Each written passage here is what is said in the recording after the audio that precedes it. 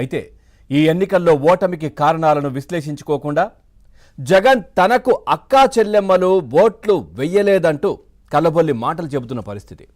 ఇక ఎన్నికలకు ముందు వైసీపీ ప్రభుత్వం తీసుకువచ్చిన ల్యాండ్ టైటిలింగ్ యాక్ట్పై ప్రజల్లో తీవ్ర వ్యతిరేకత వ్యక్తమైంది. ప్రజల భూములు కొట్టేయడానికి వైసీపీ సర్కార్ తీసుకొచ్చిన ఈ చట్టాన్ని ప్రతిపక్షాలు ప్రజల్లోకి బలంగా తీసుకెళ్లాయి. ఇక ప్రచారానికి వెళ్లిన వైసీపీ అభ్యర్థులకు ల్యాండ్ టైటిలింగ్ యాక్ట్పై ప్రజల నుంచి వ్యతిరేకత వచ్చింది. ఎన్నికల్లో ఓటమి తర్వాత వైసీపీ ఎమ్మెల్యేలు సైతం ల్యాండ్ టైటిలింగ్ యాక్ట్ వల్లే ఓడిపోయామని చెబుతున్నారు. కానీ జగన్ మాత్రం ల్యాండ్ టైటిలింగ్ యాక్ట్ మంచిదని కితాబిస్తున్న పరిస్థితి. ల్యాండ్ టైటిలింగ్ యాక్ట్ను వ్యతిరేకించడం ఆయన తప్పుబట్టారు. తాడేపల్లి ప్యాలెస్లో ఎంపీలతో సమావేశమైన జగన్ ఈ చట్టాన్ని సమర్థించుకున్నారు. అయితే ఓడిపోవడానికి కారణమైన చట్టాన్ని జగన్ సమర్థించుకోవడంపై వైసీపీ నేతలు గుసగుసలాడుకుంటున్న పరిస్థితులు కనిపిస్తా ఉన్నాయి. అసలు ఓడిపోవడానికి కారణమే ల్యాండ్ టైటిలింగ్ చట్టం, అట్లాగే ప్రజల్లోకి జగన్మోహన్ రెడ్డి రాకపోవడం, ఇక ప్రజలను కావచ్చు అంటే ప్రజా ప్రతినిధులను కూడా దగ్గరికి రానివ్వకపోవడం, ఏకపక్ష పాలన, నేనే రాజు నాకు ఎవరూ లేరు అనే విధంగా పరిపాలన చేయడం, ఇవన్నీ కదా ఓడిపోవడానికి కారణం. మరి దీనికి సంబంధించి విశ్లేషించుకోకుండా నేను 2.5 లక్షల కోట్ల రూపాయల అకౌంట్లలో వేశాను, మరి ఏమైంది, నేను నమ్మాను ఓట్లేస్తారని, మరి ఎందుకు వేయలేదు, ఇలాంటివన్నీ కూడా కల్లబొల్లి మాటలు చెప్తున్న పరిస్థితి.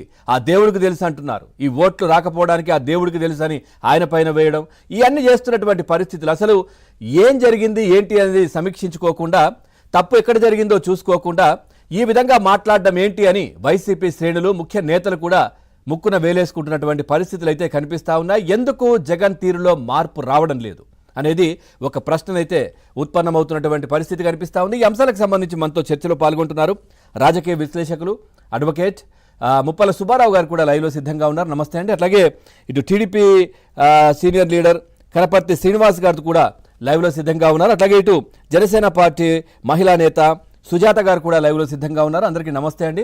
ముందుగా సుబ్బారావు గారు విశ్లేషణ తీసుకుందాం. సుబ్బారావు గారు, ఈ చట్టానికి సంబంధించి మీరు కూడా రిట్లు ఫైల్ చేసిన పరిస్థితి, కోర్టులో రిట్ పిటిషన్లు కూడా మీరు కూడా వేశారు. దీనికి సంబంధించి కూడా మొదటి నుంచి మీరు ఫైట్ చేస్తున్నారు. ఈ చట్టం ఏదైతే ఉందో ఇది ఒక ప్రజా వ్యతిరేకత, ప్రజల భూములు కొట్టేయడానికే ఈ అప్పటి ప్రభుత్వం జగన్మోహన్ రెడ్డి గవర్నమెంట్ చేసినటువంటి చట్టం ఇది.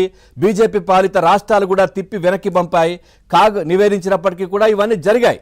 అయినా కానీ జగన్మోహన్ రెడ్డి దాంట్లో కొన్ని మార్పులు చేర్పులు చేసి ఆయనకు అనుకూలంగా మలుచుకున్నారు అని మీరు చాలా ఫైట్ చేశారు. మీరు కూడా ఎన్నో పిటిషన్లు కూడా వేశారు, కోర్టులో హియరింగ్ కూడా వచ్చాయి.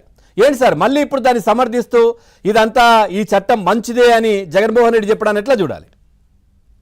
ఇప్పుడు మొన్న ఇలా ఎన్నికల్లో కూడా సార్ టైటిలింగ్ యాక్టే ప్రధాన భూమిక పోషించింది.